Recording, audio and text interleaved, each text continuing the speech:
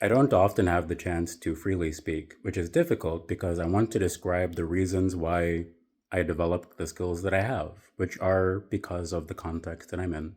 Financial stress. Software engineers can make a lot of money, and also, if a software engineer has the skills to do that for an organization, they can do it on their own. And you might wonder why that isn't more common, and it actually is, but there is a lot of friction that established companies can navigate around. I wonder if the way that I said established sounded like established. And I wonder about whether that can be a meaningful word. Did I just invent something? I'm also kind of curious if this is going to show up in CapCut's captions. I want to say that years of therapy weren't as helpful as years of marijuana, and both have been necessary for the kind of continuity that makes continuity possible. Just like any resource, budgeting is relevant, and that works with attention and time and, most resources. For a while, I had what I described as a team of 30 people, and not everyone has been participating in the context that I can describe. Being willing to synthesize the strands of whatever projects people are working on and form some sort of quilt. There need to be patches or things to quilt about, and recently I downsized my team to 24 people, 23 others, and then I added a new member. There's been a lot of discussion about AI in the abstract, and it is very useful in the context of software engineering. And there is a gradient of software engineering. So you can just learn how to code some things, and there are reasons why companies are willing to pay more for experienced engineers. I kind of think one of the reasons that there is a new Harry Potter series is to describe the linguistic planes of interaction. Like, we can communicate with English, and also I can develop websites and share code with other engineers who can navigate the code. And I make videos because the pace of this communication is something that I can develop. It is the pace that I can create. So when I meet other people and have the shapes of conversations that we do towards development, I'm not thinking about abstract AI because the context becomes irrelevant pretty quickly. And that's why I make videos and aim to be consistent in the ways that I aim to be. And it can be frustrating. The other day, somebody asked me why I often pause my videos after sentences. And while I was making a video describing why I do, I said that I don't know if I can finish the end of a sentence.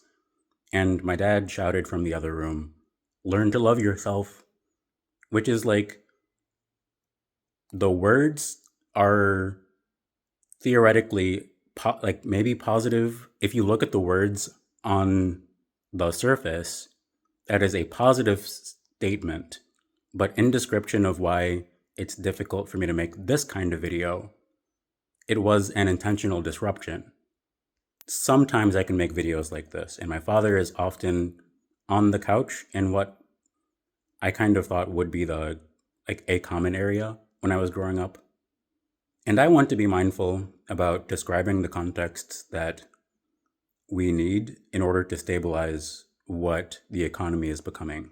After I stopped making that video, I started to go towards my room, and my father kept on instigating, saying that I was hurting my aunt. And that wasn't that wasn't necessary. It wasn't necessary to interrupt the video describing how I can communicate with this medium. And it also wasn't necessary for him to insinuate that I was hurting my aunt by making the video.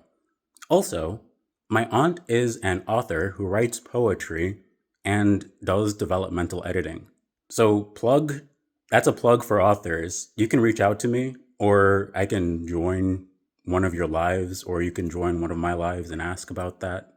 My aunt does developmental editing, and she's also an author, and we're also working on a project. She has a few of her own projects in the works, and I'd like to point to those and market them. And it's easier for me to market them when I can talk enthusiastically about the projects that I care about, which is difficult to do when it's likely that I'll be interrupted. And I do make a lot of videos anyway, but the ways that people respond to the different energies depend on how familiar they are with my work anyway. And also, maybe I only need to make this video once and then communicate to an audience that I want to make more and can do that with more consistent funding. And I need to prioritize the bills that are useful towards business. Just in general, like being able to communicate with people, being able to complete projects on a timely basis without using up a lot of different resources. Having the ability to describe the reasons why we're working on what we're working on and maintain a pace that is describable and productive to the maximal capacity. Anyway, my mom is a licensed clinical practicing counselor, and growing up, I became increasingly more depressed, mostly because of the context of patriarchal Christianity, which depends on the family. Maybe some families can get it right, but the context of my father's relationship with me made it easy to ignore the development, the necessary development that I needed to go through. He mentioned this while he was yelling at me the other day as well. He said he wanted his son back. This was while I was getting coffee. He said he wanted his son back and was referring to a version of me that is a child. It has often felt like he resents that I've been developing. So I called him a PDF, and he agreed. He said that he does want the version of me that's a child. And I'm thankful that I have had therapy. I'm thankful for the therapy that I've had. I am frustrated because my mom often keeps her peace by ignoring that my father has been abusive in a variety of ways. I've already talked about that, and there are dimensions that I'm not going to mention, and he isn't evil, which can be frustrating. It's like there are patterns of abuse, and those patterns can exist in more people than you would want to call abusive. So the important thing is that we do have the opportunity to have discussions about which dynamics make us feel safe and acknowledge that blind mob-led demonization often creates defensiveness that can make some patterns more invisible, which is challenging. I'm trying to raise a few $1,000s so I can leave, and I have been trying to for a while. I haven't been able to make a video like this in a while.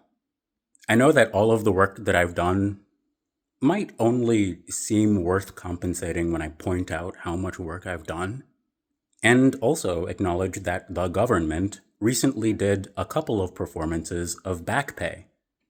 So if you use my services, or if you recognize the bridges that I've built that you find useful, send a couple dollars my way.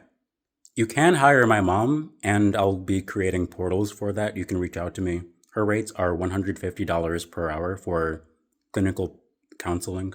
And the advantage of that is that she's a third party to you. She isn't your mom. And the ways that you can reflect on having conversations might be particularly useful for you. And I can recommend therapy. And I can also say that my mom has been very helpful for making it possible for me to continue existing. I offer career coaching. My dad had a business making software for career coaches, which is how I got started writing software. I didn't realize my dad was a PDF, and so the amount of effort that I put into development as a child was never going to be received in the ways that would have been developmentally appropriate for me. Although now, culturally, the discussions have been presented to an illiterate audience. The literacy is ill. So there are a lot of dimensions that are worth describing and illustrating mindfully about human development. My sister's major in undergrad, my sister's undergrad degree was in human development and family studies. My major in college was learning and education studies with a concentration in applied learning science. So as I've been motivated to wonder about development along the course of applying the principles of learning science, that's the context of the ecosystem that I've been developing. And I've mentioned a group chat on TikTok for sporadically. I'm not sure which context is going to receive this video.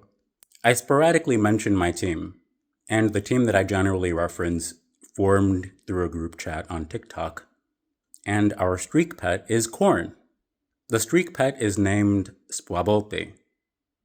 Over the winter, we ran some deep research queries about project-based learning and how to tie that in with Corn. I went live on TikTok and read through those dense research reports, and I also looked on educational psychology websites that have curated papers, which I might want to double check. But I found actual papers written by actual scientists with hundreds of citations and read around the space. So I'm going to be continuing the development of a curriculum and practicing making the videos that I have already produced more accessible. I need some funds for transportation, and that'll make it possible to go to the library. Then I can record longer form videos, and that can be something that you can have playing in the background.